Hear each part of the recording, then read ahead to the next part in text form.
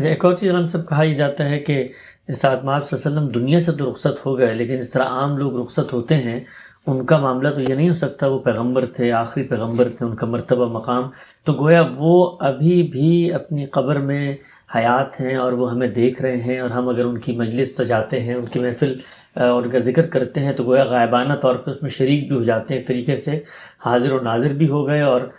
اپنی قبر میں زندہ بھی ہیں۔ تو اس بارے میں قرآن کی کوئی رہنمائی ہے؟ قرآن مجید نے اس میں بھی سادگی سے وہ ساری چیزیں بیان کر دی ہیں، یعنی وہ بتا رہا ہے کہ اس دنیا سے رخصت ہونے کے بعد ایسا نہیں ہے کہ تم مٹی میں مل جاتے ہو، سبھی انسان ایک درجے میں زندہ ہیں۔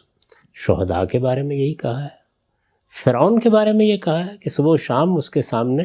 اس کا ٹھکانہ پیش کیا جاتا ہے، تو سب زندہ ہی ہیں، لیکن زندگی کی نوعیت مختلف ہے۔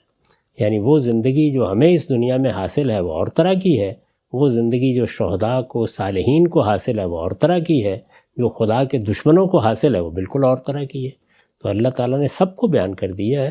ایسا نہیں ہے کہ مرنے کے بعد، یہ تو اسلام کا بنیادی مقدمہ ہے،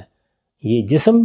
مٹی میں مل جاتا ہے، اس کے ساتھ جو بھی ہوتا ہے وہ ہم جانتے ہیں، لیکن انسان کی اصل شخصیت تو اسی طرح رکھی جاتی ہے۔ اور قرآن مجید سے جو تصویر سامنے آتی ہے وہ یہ ہے کہ وہ لوگ کہ جو اپنی زندگی اللہ کے لیے لگا دیتے ہیں اور سبقت کی زندگی بسر کرتے ہیں،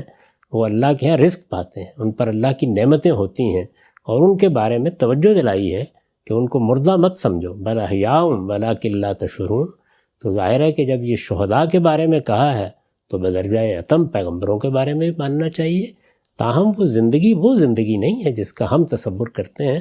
وہ اللہ کے ہاں ان شخصیات کی حقیقی زندگی ہے، اور اس زندگی میں کیا معاملات ان کے ساتھ ہو رہے ہیں اس کا بس ایک اجمالی سا تصور ہمیں قرآن میں دے دیا گیا ہے۔ ٹھیک ہے۔